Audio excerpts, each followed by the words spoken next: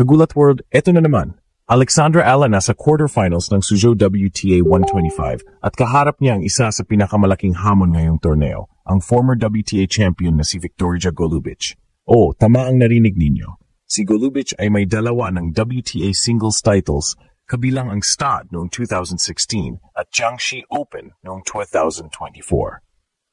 Isang veterana, may kaibang one-handed backhand at eksperto sa slice na kayang makabali ng ritmo ng kahit sinong kalaban. At higit pa, mas sariwa siya pagdating sa laban dahil mabilis lang ang panalo niya sa mga earlier rounds kumpara kay Alex na dumaan sa 2 marathon matches, kabilang ang 3 oras at higit pang bakbakan kontra Greet Minnen.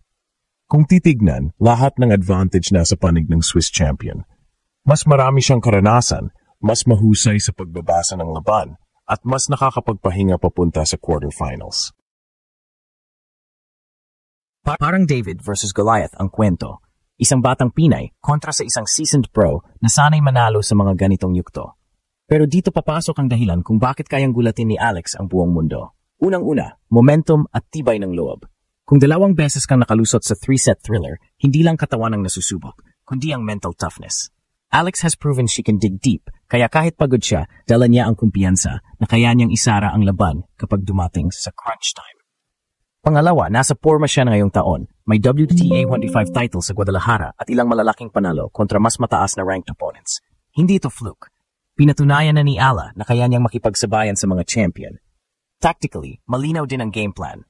Ang topspin forehand ni Alex pwedeng gamitin para atakihin ang one-handed backhand ni Golubic. Pilitin siyang umatras at pigilan ang paborito niyang low slide. Kapag nagawa ni Alex na pabilisin ang puntos at bawasan ang long rallies, mawawala ang freshness edge ng Swiss. Add to that her willingness to mix up the rhythm, drop shots, angles, at mabilis na return attacks. Makakahanap siya ng butas para makuha ang momentum. At higit sa lahat, dala ni Alex ang lakas ng bawat Pilipino na naniniwala sa kanya. Hindi lang ito simpleng quarterfinal. Ito ay laban ng isang batang Pinay na unti-unti nang bumabasag sa pader ng mga veterana sa WTA. Sa harap ng isang former champion, may pagkakataon siyang ipakita na hindi lang siya future star. Ngayon pa lang, kaya na niyang pabagsakin ang malalaking pangalan. Kung makakabitaw si Alex ng matibay na simula, kung maaga niyang masira ang ritmo ni Golubic, walang imposible. Posibleng umabot sa 3 sets, posibleng maging isa namang thriller. Pero sa puso at determinasyon ng Pinay Pride, isang bagay ang malinaw, handa na siyang gulatin ulit ang buong mundo. Mga kababayan, hawak ni Alexandra Ala ang pinakamalaking pagkakataon ngayong taon. Isang laban na hindi lang tungkol sa quarterfinals ng Suzhou WTA 125, kundi laban na maaring magbukas ng mas malaking pintuan sa kanyang career. Sa kabilang dulo ng net, si Viktorija Golubic, isang veteranang Swiss player na hindi basta-basta. Kung titingnan ng papel, mas lamang siya. Former WTA champion, may kakaibang armas na bihira sa Women's Tour at mas sariwa pagdating sa pisikal na kondisyon. Pero gaya ng dati, dito pumapasok ang magic ni Alex, kung saan lahat ng underdog story ay biglang nagiging posible. Si Golubic, 31 years old, ay may 2 WTA singles titles. Una niyang nakuha ang titulo sa stud noong 2016 at muling bumangon sa gloria noong 2024 na masungkit ang Jiangxi Open sa China. Hindi lang yan, kilala siya bilang isa sa iilang babae sa tour na gumagamit ng one-handed backhand. Isang napakabihirang sandata na nagbibigay sa kanya ng kakaibang rhythm at variety. Dagdag pa ang kanyang low slices na kayang porsahin ang kalaban sa awkward position. Kung titingnan, parang ginawa ang kanyang laro para guluhin ang mga baseliner tulad ni Ala. At huwag kalimutan, mabilis lang tinapos ni Golubic ang kanyang first 2 matches sa Suzhou. Straight sets, mabilis, efficient. Kaya naman fresh na fresh siyang haharap kay Alex sa quarterfinal. Sa kabilang banda, dumaan si Alex sa halos pangungot na schedule. 2 sunod na marathon matches, parehong umabot sa 3 sets, kabilang na ang epic thriller kontra Greet Minnen na tumagal ng higit 3 oras. Para bang sinubok siya hindi lang physically kundi pati mentally. At dito siya lumakas. Dahil habang marami ang nagsasabing pagod siya papasok sa quarters, dala naman niya ang momentum at confidence na dulot ng 2 matitinding panalo. At kung may natutunan na tayo kay Alex sa buong career niya, ito ang simple pero malakas na katotohanan, hindi siya sumusuko. Ngayon, ang tanong, paano niya malalampasan ang karanasan at armas ni Golubic? Dito papasok ang tactical na aspeto ng laban. Kailangan niyang gamitin ang kanyang heavy topspin forehand para tuloy-tuloy na atakihin ang one-handed backhand ng Swiss. Kung mapipilit niyang umatras si Golubic, mawawala ang chance nito na maglabas ng low slices. Bukod pa rito, kailangang mabilis si Alex sa puntos. maging agresibo sa returns, bawasan ang mga long rallies na pabor sa kalaban. Ang kanyang mix of pace, drop shots, angled forehands, at surprise net approaches, maaring magtanggal ng rhythm ng Swiss veteran. Pero higit sa lahat, dala ni Alex ang puso ng isang Pinay na hindi natitinag. Ang dalawang marathon wins ay hindi kahinaan, kundi patunay na kaya niyang kumapit hanggang sa dulo. Ito ang klase ng momentum na pwedeng magpabagsak kahit ng isang former WTA champion.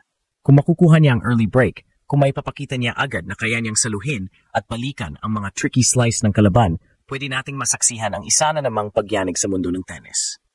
At kung mangyari yon, hindi lang ito panalo para kay Alex, ito ay panalo para sa buong Pilipinas. Kung ilalarawan ang laban na ito, para itong chess match na nakalagay sa tennis court.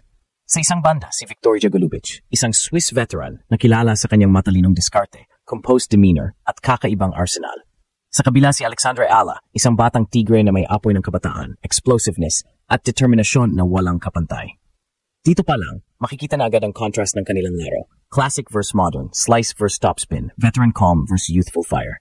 Si Golubic ay kilala sa tour bilang isang disruptor. Hindi siya kasing lakas ng ibang power baseliners, pero doon siya nagiging lethal dahil hindi mo siya kayang basahin agad. Ang kanyang one-handed backhand ay hindi lang pang display, kundi isang sandata na kayang gumawa ng anggulo na hindi pangkaraniwan sa women's game. Kapag ginamit niya ang slice, bigla niyang babaguhin ang tempo ng rally. Sa halip na puro hard-hitting, bigla kang mapipilit sa mga awkward balls, mababang bounce, bagsak ang ritmo. Dito natitisod ang maraming batang players na sanay lang sa hit hard, hit harder. Pero si Alex iba, sanay siya sa pag-adjust. Sa bawat laban niya sa Suzhou, pinakita niya ang kanyang maturity sa court kahit bata pa. Halimbawa, laban kay Greet Minin, hindi lang siya dumepensa, naghanap siya ng paraan para kunin ang momentum kahit pagod na. Ang kanyang topspin forehand ay parang sledgehammer na pwedeng sumira ng slice ni Golubic. Kung mapapadikit niya ang bola sa baseline na mataas ang bounce, mahihirapan ang one-handed backhand ng Swiss. Ito ang unang hakbang para ipitin si Golubic sa kanyang sariling laro. Psychologically, malaking factor din ang dynamics ng veteran laban sa rising star. Golubic has been there. She's won WTA titles, tumalo ng mas malalakas na pangalan, at alam niya kung paano manatiling kalmado sa mga crucial points. Pero si Alex, dala ang momentum ng dalawang marathon wins. Ito ang tinatawag na battle-hardened. Kapag galing ka sa mga ganong klaseng laban at nanalo ka pa rin, may ibang tapang na nabubuo. At dito maaring pumabor ang nerves. Dahil si Golubic, kahit veterana, alam niyang siya ang may expectation na manalo. Si Alex naman wala. Underdog siya, kaya mas malaya ang galaw niya. Strategically, kailangan lang ni Alex na huwag magpaipit sa long rallies na kontrolado ni Golubic. Ibig sabihin, unang bola pa lang, aggressive na siya. Attack the second serve. Step inside the baseline para tapusin agad ang puntos.